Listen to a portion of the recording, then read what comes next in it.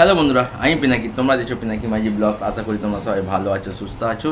তো এখন কথা বলবো ফিফা ওয়ার্ল্ড কাপ 2026-এর গতকালকে যে ম্যাচগুলো ছিল সেই ম্যাচে কীরকম কী স্কোর হয়েছে, আর ব্রাজিল ভার্সেস মরক্কো ম্যাচের আমরা রেজাল্ট তো জেনে গেছি। সমস্ত কিছু নিয়ে কথা বলবো। চ্যানেলটা সাবস্ক্রাইব করে দাও, ভিডিও ভালো অবশ্যই লাইক করে দাও, কমেন্ট করে দাও, শেয়ার করে দাও। চলো শুরু করা যাক। প্রথমে আসছি, গতকালকে রাত 12:30 থেকে কাতার ও সুইজারল্যান্ডে খেলা ছিল। দুটো খেলাটি একে ড্র হয়। সেকেন্ড খেলা ছিল ব্রাজিল মরক্কো, এটা 1-1 ড্র হয়। থার্ড খেলা ছিল হাইতি স্কটল্যান্ড, যেখানে স্কটল্যান্ড 1-0 হাইতিকে হারিয়ে বিশ্বকাপে প্রথম জয় তুলে নিয়েছে।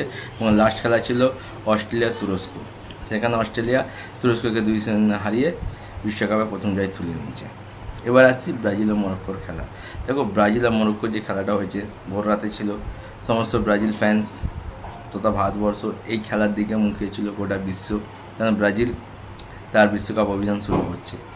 কিন্তু একটা কথাই বলবো, ব্রাজিল ও মরক্কো যে খেলাটা হয়েছে, মরক্কো কিন্তু ব্রাজিল থেকে মাচ বেটার ফুটবল খেলেছে।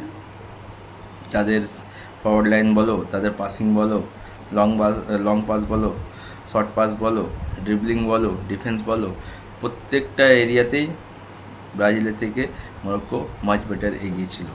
যদি ব্রাজিলের মাঝমাঠের কথায় আসি, ক্যাসমিরো তো একদমই জঘন্য খেলেছে। মাঝমাঠ পুরো বেকার, না বল হোল্ড করতে পারছে, না সাপ্লাই করতে পারছে।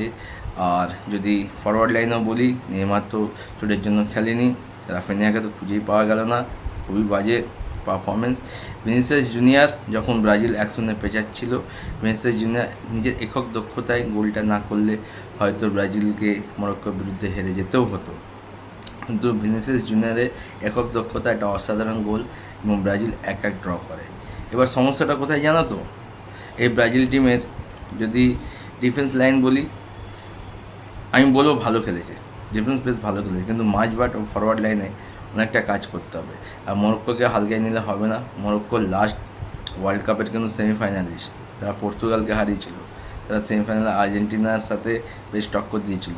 তো মরক্কোকে হালকায় নিলে হবে না। কিন্তু একটা কথা বলবো, ওয়ার্ল্ড কাপের সেরা ম্যাচ কিন্তু ব্রাজিলের মরক্কোর ইতিমধ্যে হয়ে গেছে। টান উত্তেজনাপূর্ণ ম্যাচ। যখন মরক্কো প্রথমে গোল করে এগিয়ে যায়, ব্রাজিল সমর্থকদের তো মাথায় হাত, বিশেষ করে আমি, এইটা কী হলো। তারপরে যখন ভিনিসিয়াস জুনিয়র সমতা ফেরায়, তারপর অনেকটা সাহস আসে।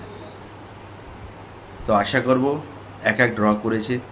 আর যেহেতু স্কটল্যান্ড জিতেছে, তো এই গ্রুপে ব্রাজিলকে কিন্তু লাস্ট দুটো ম্যাচ জিততেই হবে। এবং আশা আছে, ফুল আশা আছে, শিওর কি ব্রাজিল এই গ্রুপে টপ করবে।